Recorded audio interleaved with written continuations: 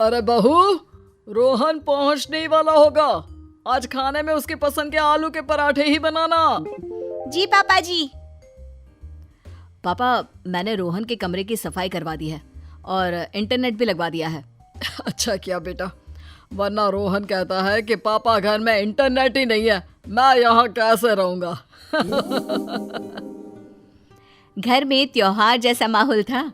आखिर घर का छोटा बेटा रोहन जो कॉलेज खत्म करके वापस आ रहा था। जब मोहन और मीनल की शादी हुई तो मीनल घर में अकेली औरत थी। उसके अलावा घर में उसके ससुर जी और पति मोहन ही थे। मीनल का देवर रोहन शहर के हॉस्टल में रहता था, जो पढ़ाई करके वापस आ रहा था। पापा, भैया। आ गया बेटा, जीते रहो जीते रहो। आने में कोई दिक्कत तो नहीं हुई ना छोटू? आपके भाई को कोई दिक्कत हो सकती है भला? बहू, खाना लगाओ, रोहन आ गया। भाभी, पहले कॉफी बना दो और बाथरूम में गर्म पानी रख दो। और हाँ, मेरे बैग से ना कपड़े निकाल कर धो भी देना। जी ठीक है भैया। मीनल के आने के बाद पहली बार पूरा परिवार एक साथ था। मीनल ने सोचा कि देवर के रूप में उसे एक छोटा भाई मिलेगा और यही सोचकर वो उसकी सेवा में लग गई। बहू, आलू के पराठे बहुत अच्छे बने हैं, क्यों रोहन? हाँ ठीक ही है, कोई खास नहीं। अच्छा, कोई खास नहीं? तेरे तो बड़े नखरे हैं, जैसे जनाब हॉस्टल की मेस में नहीं पर 5 स्टार होटल में खाना खाया करते थे। अरे क्या भैया, जो लगा वो बता दिया। भाभी, अगली बार मसाला डालने में ना कंजूसी मत करना। जी ठीक है भैया। रोहन सालों से हॉस्टल में रहा था, इसलिए उसका रहन सहन काफी अलग था। घर में सब अपना अपना काम करते, लेकिन रोहन तो पानी का ग्लास भी खुद नहीं लेता। अरे भाभी, क्या कर रही हो? पंखा क्यों बंद किया? सुबह हो गई है देवर जी, जाग जाओ। झाड़ू लगाना है तो पंखा तो बंद करना ही पड़ेगा ना। मेरी सुबह तो तब होगी जब मैं जागूंगा। जाओ मेरे कमरे से।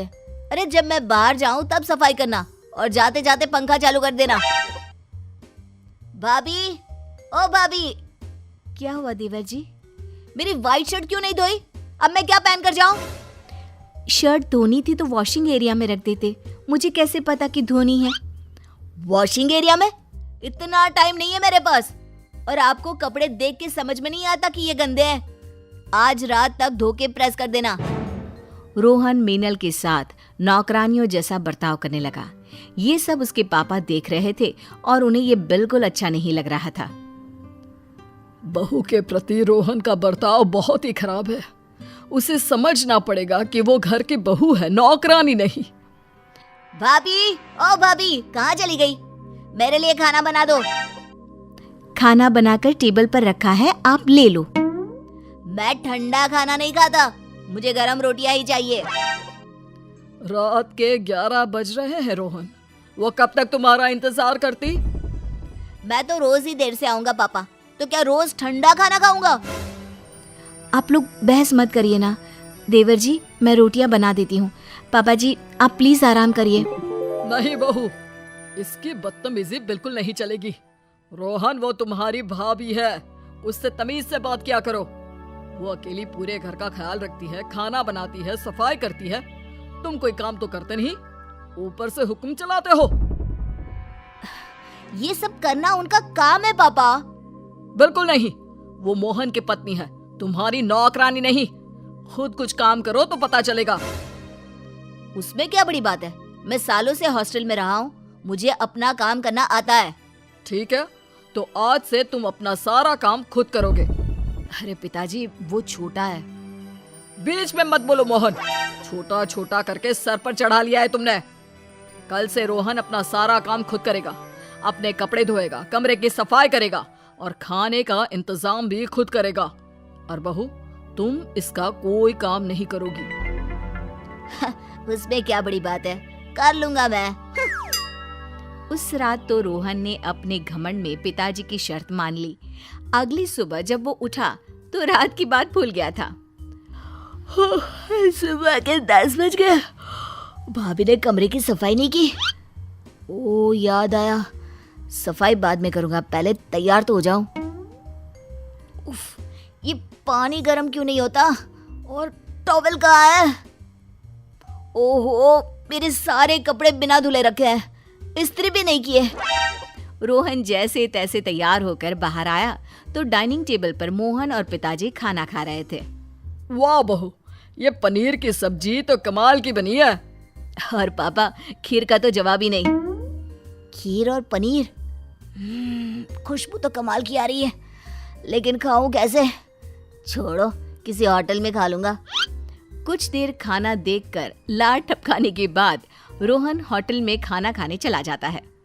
पापा जी, देखो ना, देवर जी भूखे चले गए, अब बस भी कीजिए ना, मुझसे उनकी ये हालत देखी नहीं जाती। नहीं बहू, बुरा तो मुझे भी लग रहा है, लेकिन उसकी अकल ठिकाने पर लाना बहुत जरूरी है। पिताजी का प्लान धीरे धीरे काम करने लगा। ये कमरे की क्या हालत हो गई है, कैसे साफ करूं इसे मैं? भाभी पूरा घर कैसे साफ रखती होंगी? ये रोज रोज के होटल के खाने ने तो पेट भी खराब कर दिया और बजट भी। आज रात तो घर पे ही खाना बनाऊंगा। रोहन देर रात को किचन में खाना बनाने की कोशिश कर रहा था। पहले तेल में मसाले डालने या प्याज? वो क्या था? हाँ, जीरा जीरा जीरा डाल के हिलाओ। और ये नमक कहाँ रखा है? खाना बनाने की कोशिश में अचानक रोहन का हाथ जल गया। जल गया, ये मेरा हाथ जल गया। रोहन, क्या हुआ?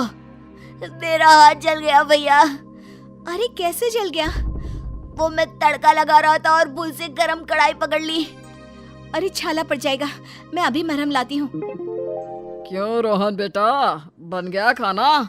पापा, इस वक्त तो ताना मत मारिए, बेचारे को चोट लगी है। नहीं भैया, पापा को बोलने दो, वो सही कह रहे हैं।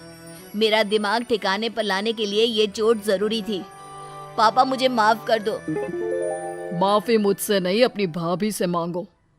हाँ भाभी, मुझे माफ कर दो, मैंने आपके साथ बहुत बुरा बर्ताव किया। मैं समझ गया हूँ कि आप जो करती हो वो कोई नहीं कर सकता। कोई बात नहीं भैया, चलो अब दवाई लगा लो। भाभी, अब मैं घर के काम में आपका हाथ बटाऊंगा और आपसे कभी बदतमीजी से बात नहीं करूंगा। चलिए देवर जी, अब आप आराम से बैठ जाइए, मैं अभी गर्मा गर्म खाना लगा देती हूँ। नहीं भाभी, ठंडा ही चलेगा, आज के लिए बहुत गर्म हो गया। लौट के बुद्धू घर को आ ही गया। आखिर रोहन को अकल आ ही गई। अब वो अपनी भाभी की इज्जत भी करने लगा और उसका हाथ भी बटाने लगा।